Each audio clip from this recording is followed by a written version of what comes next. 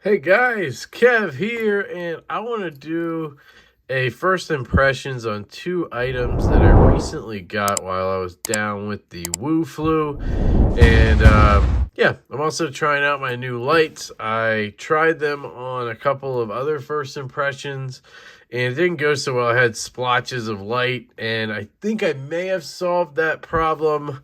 We'll see. It's also daytime, so I don't know if that's helping, but I kind of backed the lights up, aimed them up and away.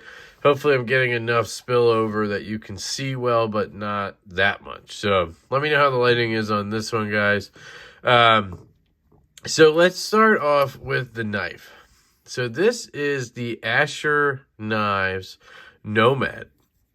And this is the titanium frame lock version in M390 steel, guys. So this is a very, very special knife. This is a knife that I've been waiting for since the summer when Justin was on the edge with us, and he basically announced this knife was coming, and it was going to be around $100 for full titanium and M390. So I do own the Spiro in full tie, but I don't think I have it. I think it's being sharpened right now. But I do have the first frame lock version. So I'm going to show you kind of the evolution of the Nomad real quick.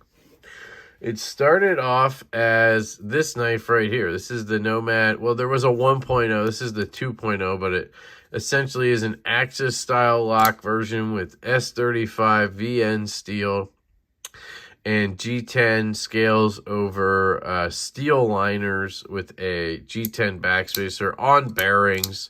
The Gen 1 did not have bearings. That was a miscommunication from the manufacturer, so he sold that as a 1.0 and then had the 2.0s made with bearings. Absolutely a fantastic knife, but that is how the Nomad was born.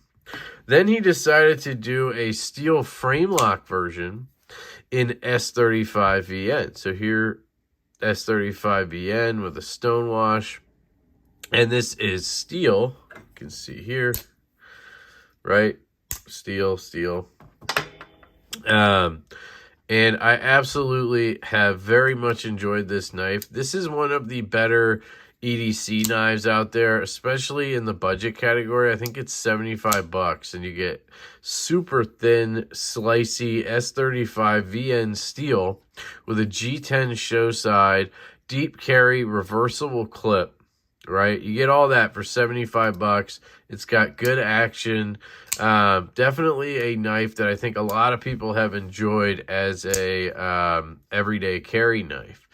And this gave him the idea to maybe step it up a notch, and that is when the full titanium version was born in his mind. So he did update the thumb studs a little, so they no longer have that sort of like pyramid look to them. These were a little bit sharp for my taste. After flicking them a lot, it would start to hurt a little bit.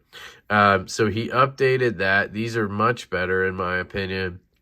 He did strengthen the detent, so I don't know if you can hear the little pop when it comes out compared to just kind of rolls out and then not as much suction going in. So the only negative with that is that for a lefty, the lock bar is now sort of a concern. On the, let me put away the 2.0. On the original frame lock, as a lefty, I could reverse flick this basically anywhere. I could put my thumb right on the lock bar, and can't get it there, but I could put my finger. It hurts already from these thumb studs. In most cases, I can put my thumb in a lot of places and still get the reverse flick out. And right-handed, you could rest your fingers kind of anywhere you wanted, right? Now, if you were right-handed, this clip would be over here, so it'd be a little different. But the frame lock just wasn't really an issue on this knife. So anyway, that's the frame lock Nomad. On this one, because of that stronger detent, which I'll say I prefer for the thumb flick, for the right-handed reverse flick, I I prefer that stronger detent. So I'll take the trade-off. You just can't put your finger on this lock bar when you go to reverse flick. It's just not going to happen left-handed. So you have to either climb all the way down here. Yeah, that didn't even work. So what I've been doing is just putting my thumb over here, kind of pinching it on the side here away from the lock bar, and then I can get the reverse flick. When I'm not on camera, it's a lot easier to do repeatedly. Now, it's not the best, so it's not going to be like you just whip it out of your pocket and you're going to get it, right? It does take a little bit of a learning curve, but for what you get here, I think it's a worthy trade-off. And if you're right-handed, you really have nothing to worry about. I do sometimes struggle with lock bar pressure on the righty thumb flick, but again, with the clip over there as a righty, you wouldn't have that problem. But the right-handed reverse flick, man, oh, you guys are so lucky. You even have a fuller there that you can dig into if you get your thumb off of the thumb stud. And you can flick that as well. Left-handed, I can't really get to that fuller because, well, if I climb down here, yeah, I'm still putting pressure. Yeah, it's just not an ideal setup left-handed for the fuller flick. But I can get the stud pretty well at this point. Lock bar engagement, fantastic. It's going to be very thin in here. You got to understand that because it's a super thin knife. Now, I will say, I believe he updated that from the, let's see. Oh, no, it looks about the same. He added some jimping on the lock bar because this one is a little bit of tricky to get disengaged sometimes. You got to use the corner of your nail. But on this guy, it's just very smooth. The action on it is just butter. It's so smooth, shake shut. We're dead nut centered there. You have this black G10 backspacer. I think that's another change, is it rides up the back of the scale a little more. Well, no. Look at that. I'm learning here, guys. But yeah, I mean, it's just an absolute pleasure of a knife. I've been very much enjoying this. This has been my my EDC through COVID, basically. I got it a couple days into COVID, and I just wanted to kind of carry it. And, you know, I figured I just had one knife on me, and this is what I've been carrying. And it's very ergonomic in the hand. It's super slim. It cuts extremely well. I mean, it has a great edge on it. I very much have enjoyed this. It's got a nice dark stone wash. Almost looks like a bead blast, but I believe it is a stone wash. And yeah, it's just been an absolute pleasure. So I want to say thank you to Justin over at Asher Knife Co. for sending this one along for me to check out. I'm lucky enough to be able to get the new models a little bit early so that I can do some videos and Instagram stuff and test them out basically for them. And I very much enjoyed my relationship with Asher Knife Co. Justin is an absolute gem of a human being. So thank you, buddy. I really appreciate it. And you got another home run here, dude. If this is, like he said, at $100, or let's say it's even a little more, like 105, 110, it's an absolute home run. I mean, this thing is going to kill the market. Think about it. M390, and it has been tested, the M390. I believe it was at 61, something like that. So, yeah, titanium and M390. Look, titanium, that's the hardware. Nothing. So that's just impressive in my humble opinion. And I'm very stoked to be able to check one of these out. So and I love the colorway. I love that he did the black hardware on it. It's just absolutely fantastic. So this is going to be probably one of my favorite just EDC no nonsense knives, guys. I mean, this thing will work for you. It'll weigh nothing in your pocket.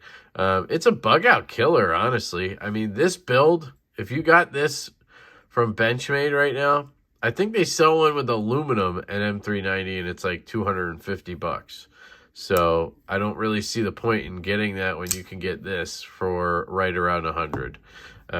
So that's the Asher Knife Co. M390 full tie Nomad. And then I got in this novel carry SlideKick, it's called. And basically, it's a pry bar. You'll see here. Has a pry tip, obviously. It's got some measurements on it. So you've got metric up here, and then you've got standard right here. So I guess it goes 1/2 inch, 1 inch, 2 inch. It's kind of weird how it says half, half, half instead of like 2.5, 1.5. I don't know. But anyway, you get about 2.5 inches to measure there, and you get about 5 centimeters to measure over here. You have your bottle opener you have to have on every pry bar type thing. You can stick a 1/4 inch bit right in there if you want, and then use that to, you know, do whatever you want. There is a clip on here. This is the titanium version. I believe it also came in stainless steel. I believe this was like right at $100 for titanium. You'll see it says novel carry there. And then kind of the feature on this is it has this door right here that slides down, and then there's 3 bits in there. And it comes with a Phillips, a T6, and a T8. So they did give appropriate bits for what, you know, who this is going for in the EDC community. So I love that. And then you can store the extra ones in here. So let's say I want my T8, right? So I'm going to take that out, shut that, and then I have a slot up here with a magnet down in there. And now I have a T8. There's a little bit of movement, but not more than any other sort of pry bar I've used. And then you can get a pretty good grip on it. It's a little bit short, right? So it's not as long as like the Fulcrum or anything like that. Well, you can tell how long it is, right? It's roughly 3.5 inches, maybe, you know, because this right here is what, 3 inches to there. So 3.5, maybe 3 3/4 inches overall without the bit in it. Here, I can compare it to the handle on this. There you go. So you get enough, obviously, of a handle here. It works better. I don't know if it matters if you're right-handed or left-handed, but I feel like, I don't know. You just have to orient it correctly because you have this bottle opener kind of getting you, which is something that's why I don't like bottle openers on products like this, because they always somehow ergonomically get in the way when you're trying to use the tools. Like, I can't use this like this because my finger's in there. So I have to flip it over and use it like this. I don't know. It's just, I don't think the bottle opener is necessary when I could just use the tip to pop the bottle, right? Like, you just need to learn how to do that and you're good to go. So that's kind of a miss for me. I would have just kept it flat. But anyway, that's just me. I believe this here is just a lanyard slot. They are numbered, I guess. So I have number 124, sorry. Now, my biggest gripe with this, and the reason why I'm probably never going to carry it, is it rattles. So even when you load it up, and I've tried, by the way, getting 4 in there. It looks like you might be able to fit 4 in there, but you can't. Hang on, let me grab my fulcrum.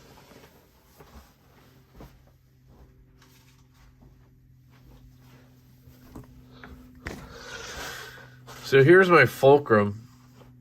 It looks like you could fit 4, right? So let me try to get another one in there. If you could, it would be awesome. But you can't shut that. I can't get the 4th one in. So what ends up happening is you can only get 3 in. And then, I mean, this thing rattles like nobody's business. And I wanted to check to see, hang on, these are from that, if it's the door or if it's the bits. Yeah, it's the bits. So that is a hard miss for me because I can't stand rattly shit in my pocket. You could have just made it, I mean, literally, a C hair would have made it wide enough. Like, that door just needs to clear that bit. And, man, it almost seems like you could do it. Let me just shove it and see. Nope. So, it's just that little bit of room that needs to clear right there. Actually, it's more than a little bit, it looks like. So, it would have needed to be a little bit wider to fit 4, or make it a little bit slimmer so that the 3 fit in there snug. Because that is just, it's a killer for me. It really is. The Fulcrum is my favorite pry bar type tool out on the market right now. Here's a size comparison for you. And it's for good reason. You know, I have one more. Let me grab that and I'll show you.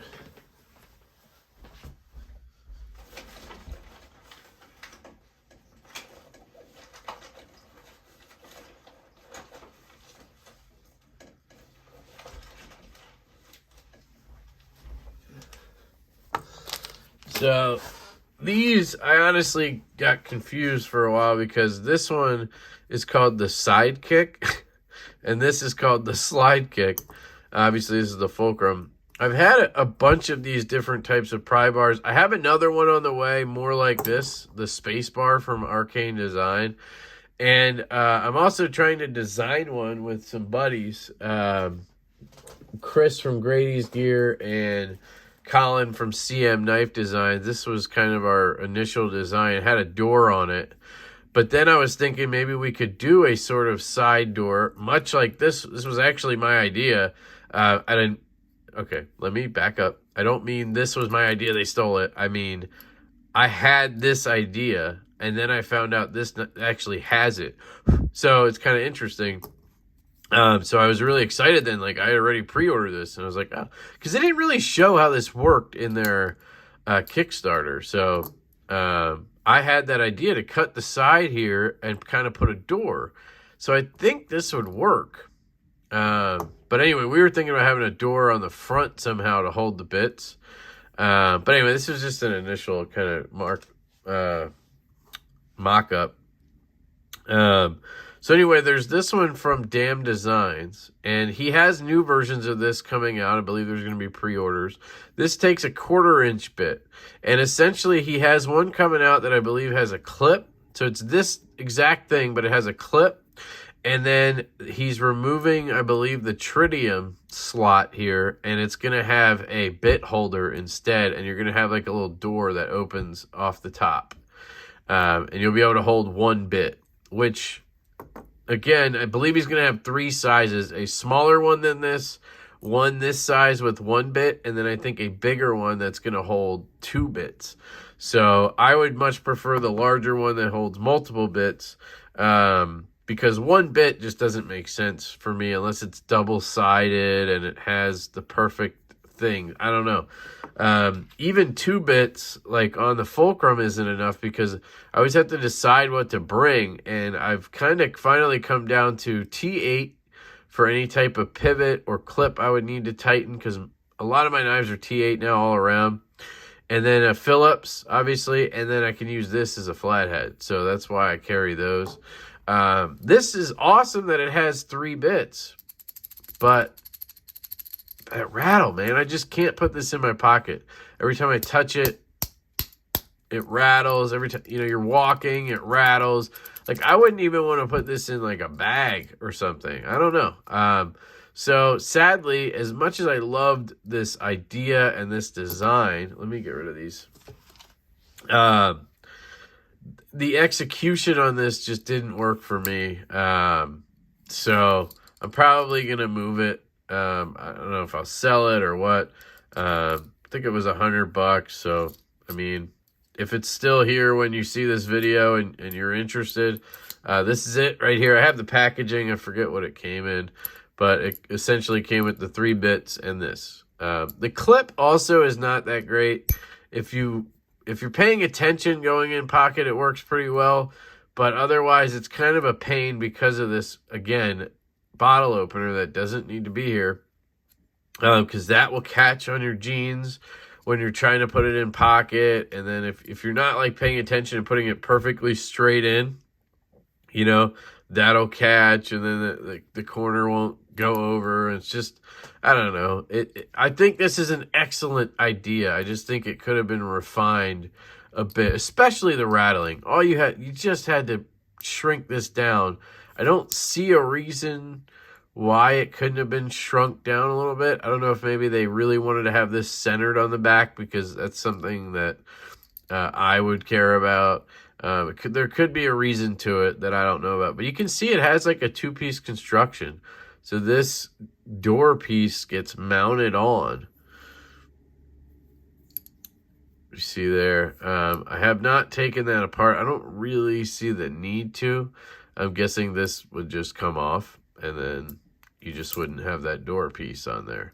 So maybe that's why it's 3. It's just thick enough for 3 without that piece on it, maybe.